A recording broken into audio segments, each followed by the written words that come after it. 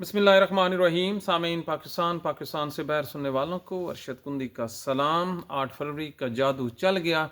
हुकूमत ने पेशकश की है कि हम आपकी 3 शराइत मानते हैं, आप 8 फरवरी की जो हड़ताल है इसको वापस ले रहे हैं। इसके अलावा जो केपी हुकूमत और इस्टेब्लिशमेंट के दरमियान इतवार का दिन मैदान जंग बनने जा रहा है। ये पाकिस्तान की हिस्ट्री में लिखा जाएगा कि 2 जो हुकूमतें हैं ये बराह रास्त आमने सामने, इंक्लूडिंग फ़ौज।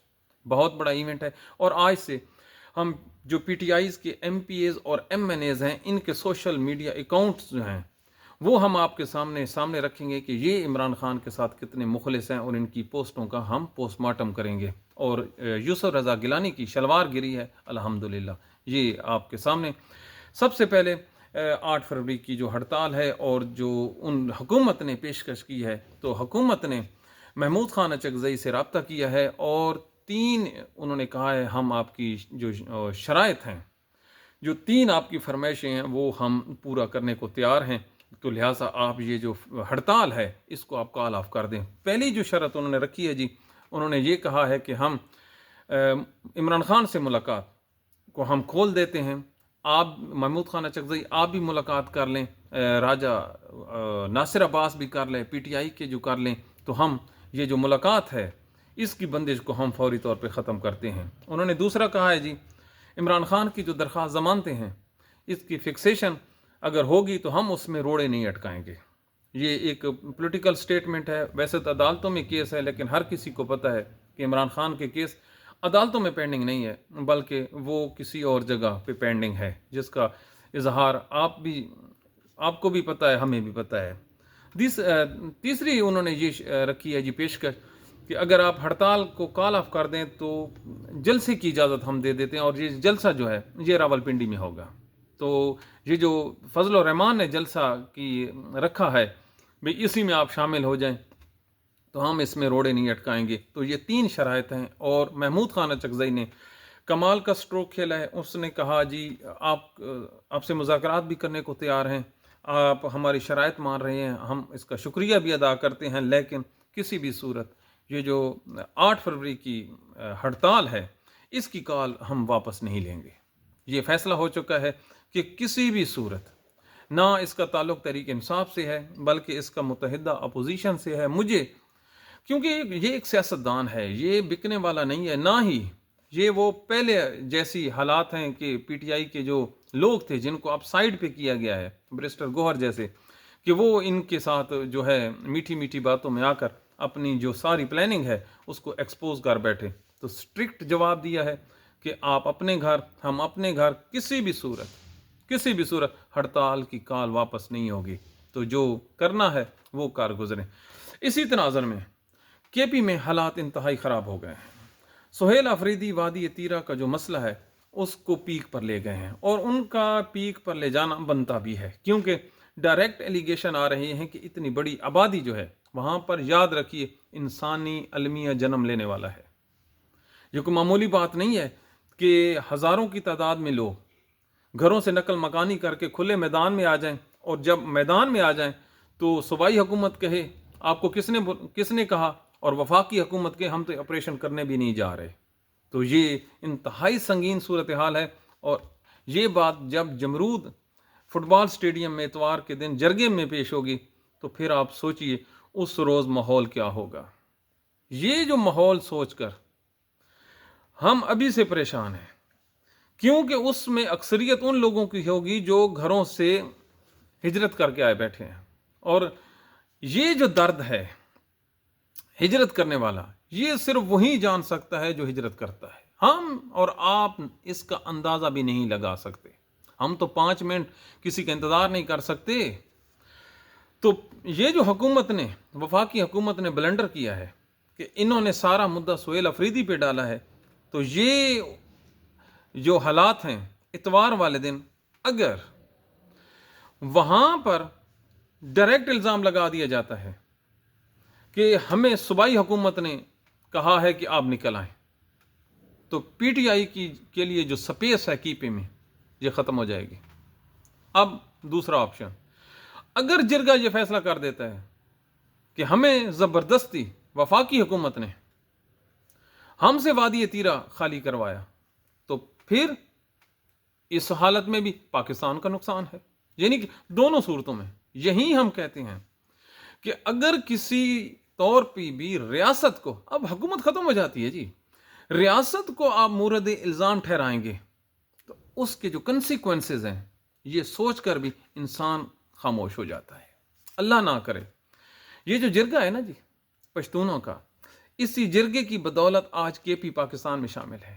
1947 پاکستان بننے سے پہلے ضلع بنو میں جو جرگہ ہوا تھا وہ کیا ہوا تھا کہ 3 آپشن ہیں پشتونوں کے پاس: آزاد دیش بنا لیں پشتون، پاکستان کے ساتھ شامل ہو جائیں، یا چپ رہیں۔ تو جو میجورٹی تھی جرگے کی وہ پاکستان کے ساتھ شامل ہو گئے۔ تو یہ ان کا احسان عظیم ہے نا۔ آج وہی جرگے اگر کوئی اور فیصلہ کرتے ہیں تو ہم پاکستان میں بیٹھ کر صرف اشارہ کر رہے ہیں۔ اس قسم کی باتیں اور اس قسم کے فیصلے اگر جرگوں میں چلے جائیں تو آج ہے پی ٹی آئی کی حکومت، ہو سکتا ہے اگلے 5 سال بھی رہے، 10 سال بھی رہے پی ٹی آئی کی حکومت، اس کے بعد کسی اور کی حکومت آ جائے، تو یہ جو ڈیسیجن ہوتے ہیں جرگوں کے، جس میں انگلی اٹھا لی جائے کنڈکٹ پہ، بہت نپے تلے الفاظ میں ہم آپ سے مخاطب ہیں، بینگ پاکستانی، ہمارا یہ فرض بنتا ہے کہ ایک روز ہم نے اللہ کے حضور پیش ہو کے پاکستان کے بارے میں جواب دینا ہے، اپنے ایمان کے ساتھ ساتھ پاکستان کا بھی جواب دینا ہے، کیونکہ یہ شہیدوں کی سرزمین ہے۔ تو اس وقت یہ جو جرگہ اور یہ جو فیصلے ہیں یہ کسی اور کی ہاتھ میں ہوں گے، اور خدا نہ کرے اس کے کچھ اور نتائج ہوں۔ لہٰذا اب بھی وقت ہے، یہ کوئی اتنا بڑا مسئلہ نہیں ہے۔ اب دونوں پارٹیز جو ہیں، سہیل افریدی، اسٹیبلشمنٹ، وفاقی حکومت، ایک دوسرے پہ میچورٹی کا مظاہرہ کرتے ہوئے اس ایشو پر اکٹھے بیٹھ جائیں اور سلوشن سلوشن ہے 1 نمبر اور 1 دن میں حل ہو سکتا ہے۔ جو سہیل افریدی ہے اس کی ملاقات کروا دی جائے عمران خان سے، سارا معاملہ ہی ختم ہو جانا ہے۔ یار کیا افریدی کیا کہہ رہا ہے کہ عمران خان کو رہا کر دو؟ نہیں۔ کیا وہ کہہ رہا ہے کہ آپریشن نہ کرو؟ بالکل نہیں۔ آپریشن کی تو مخالفت ہی نہیں کر رہی تحریک انصاف۔ جو سٹیٹمنٹس آتی ہیں وہ سیاق و سباق سے ہٹ کر پیش کی جاتی ہیں۔ ایون ادروائز ان دونوں کے درمیان جو مین ڈفرنس ہے، یاد رکھیے، جہاں پہ غصہ ہے، لگی لپٹی نہیں رکھتے، کیا ہے؟ عمران خان کی ملاقات، عمران خان کے ساتھ انصاف۔ تو یہ کوئی اتنا بڑا کام ہے جس کو سوچ کر ہم ابھی سے ڈرے بیٹھے ہیں؟ تو جن لوگوں کے ہاتھ میں مملکت کی ساری باغ دوڑ ہے، کیا وہ نہیں سمجھ رہے ہیں؟ انشاءاللہ العظیم عقل جو ہے یہ پریویل کرے گی، معاملات حل کی طرف جائیں گے اور یہ معاملہ ادھر ہی حل ہو جائے گا۔ اب اس دعا کے ساتھ ہم اگلے جو ہماری یہ سٹوری یہ ہے کہ جو تحریک انصاف ہے یہ کیا کہہ رہی ہے؟ 8 فروری عمران خان کی زندگی اور موت، تحریک انصاف کی زندگی اور موت۔ اچھا جی، اب تحریک انصاف کے جو سب سے بڑے بینیفیشریز ہیں وہ تو M P As, M N A ہیں۔ تو ہم نے فیصلہ کیا ہے کہ ہم ان ایم پی ایز اور ایم این ایز کے سوشل میڈیا جو اکاؤنٹس ہیں ان کو کھنگالیں گے اور دیکھیں گے وہ عمران خان کے ساتھ کتنے مخلص ہیں۔ اور آج ہم نے 10 لوگوں کو چنا ہے اور ہم یہ ڈسٹرکٹ وائز چلیں گے۔ آج ہم نے 3 ڈسٹرکٹ چنے ہیں جی، میاں والی، اٹک اور بکھر۔ یہ 3 جو ہیں یہاں پہ پی ٹی آئی جیت کے آئی ہے۔ تو ذرا دیکھیے ان میں سے کس ایم این اے نے 8 فروری کی بابت پوسٹ کی ہے؟ کی ہی نہیں یار۔ پہلے ہم یہ جی NA 89 میاں والی 1، یہاں سے ایم این اے ہیں جمال احسن خان، ان کا تعلق پاکستان تحریک انصاف سے ہے۔ اس کا فیس بک پیج آپ دیکھیں، موصوف نے ابھی تک 8 فروری کے بارے میں کوئی پوسٹ نہیں کی، نہ اپنا بیان ریکارڈ کرایا ہے۔ اب NA 90 یہ ہے جی عمیر حیات خان نیازی، یہ عمران خان کی سیٹ پہ اٹھا ہے، یہ دونوں ضلع میاں والی۔ اس کی جو فیس بک پیجز ہیں، دیگر پیجز ہیں، بالکل سائلنٹ۔ اس کو پتہ ہی نہیں ہے کہ کوئی ہڑتال بھی ہونی ہے اور عمران خان جیل میں اندر ہے اور اس کے لیے کوئی میٹر ہے۔ تو یہ ایویڈنٹ ہے، آپ خود بھی چیک کر سکتے ہیں۔ اس کے علاوہ جی PP 87 ہے، احمد خان بچر، یہ اس ٹائم روپوش ہیں، ان کو تھوڑا سا ایج دیا جا سکتا ہے۔ ممتاز اسد صاحب ہیں جی PP88 ٹوٹلی سائلنٹ جی، ٹوٹلی سائلنٹ SILENT، چپ، نہیں بولنا، ہو سکتا ہے کوئی ناراض نہ ہو جائے۔ آگے جی PP90 عرفان اللہ نیازی، ان کا جو سوشل میڈیا اکاؤنٹ ہے خاموش جی۔ اس کے علاوہ جی NA91 بکھر، یہ PTI کے MNA ہیں۔ ثناء اللہ خان مستی خیر، ان کا یہ وہ ہیں جنہوں نے آج سے کچھ عرصہ پہلے خواجہ آصف کو بڑے زبردست سنایا تھا کہ خواجہ صاحب ہم وہ اٹھا کر اسمبلیوں میں نہیں ہے، سمجھ رہے ہیں نا، وہ غیر پارلیمانی لفظ ہے، تو اس وجہ سے انہوں نے شہرت پائی تھی۔ ان کا جو سوشل میڈیا اکاؤنٹس ہیں یا ان کے جو اپنے اکاؤنٹس ہیں وہ بالکل 8 فروری کی حد تک بالکل سائلنٹ ہے۔ ثبوت کے طور پر ہم سکرین پہ بھی چلا دیں گے اگر کسی نے چیلنج کیا۔ ایک اور ہیں جی PP92 غضنفر عباس جی، ان کا تعلق پاکستان تحریک انصاف سے، سوشل میڈیا اکاؤنٹ اللہ دے حکم نہ چو۔ محمد عامر حیات شہانی جی، یہ PP94 ہے بکھر سے، خاموشی، بولنا نہیں ہے وگرنہ اللہ ناراض ہو جائے گا۔ اب اٹک سے آئیں، یہ ہیں جی قاضی احمد اکبر، یہ PP1 سے ہیں اٹک، لمبی خاموشی۔ ملک جمشید الطاف ہیں PP سے، یہ بھی خاموشی۔ تو اس کے علاوہ جو میجر صاحب ہیں ان کی عمر کے لحاظ سے تھوڑا سا ایج دیا جا سکتا ہے، لیکن ان کی یہ ہے کہ اٹک کی حد تک جو ان کے اپنے رفقا ہیں وہ ضرور کہتے ہیں کہ وہ اور ان کی بیٹی پہ جتنا پریشر ہے اور وہ گھروں سے روپوش ہیں، ان کو اس وجہ سے اس کا جو مارجن ہے وہ ضرور دیا جاتا ہے۔ اب یہ آج ہم نے 10 کا جو ہے یہ ہم نے اٹھایا ہے اور آپ کے سامنے پیش کیا ہے۔ ہم چیلنج کرنے جا رہے ہیں، حضور آپ ہیں سب سے بڑے بینیفیشری، آپ لے رہے ہیں عمران خان کے نام کی تنخواہ، آپ لے رہے ہیں مراعات، اور آپ عمران خان کی وجہ سے آپ کو ملی ہے عزت، اور آپ کی ذمہ داری آپ نے نکالنا ہے لوگوں کو۔ آپ لوگوں کو کیا خاک موبلائز کریں گے؟ نہیں، آپ بتائیں نا، آپ کے ساتھ مسئلہ کیا ہے؟ آپ صرف وہ مجنوں ہیں جنہوں نے چوری کھانی ہے؟ کیوں جی؟ اب تک پورا پاکستان کا بچہ 8 فروری کی ہڑتال کے بارے میں وہ پوسٹیں کر بیٹھا ہے۔ کوئی بھی سوشل میڈیا اکاؤنٹ ہو وہ آپ اٹھا کے دیکھ لیں، ایکسٹرا آرڈینری ایفرٹس کر رہا ہے۔ آپ کس مرض کی دوا ہیں؟ آپ صرف یہ جو کاٹنے اور اوپر واسکٹ اور نیچے جوتے اچھے پہننے ہیں؟ کیا عمران خان نے جو آپ کو عزت دی ہے اس کا یہ صلہ آپ لوٹا رہے ہیں؟ کیوں؟ کوئی تو وجہ ہوگی۔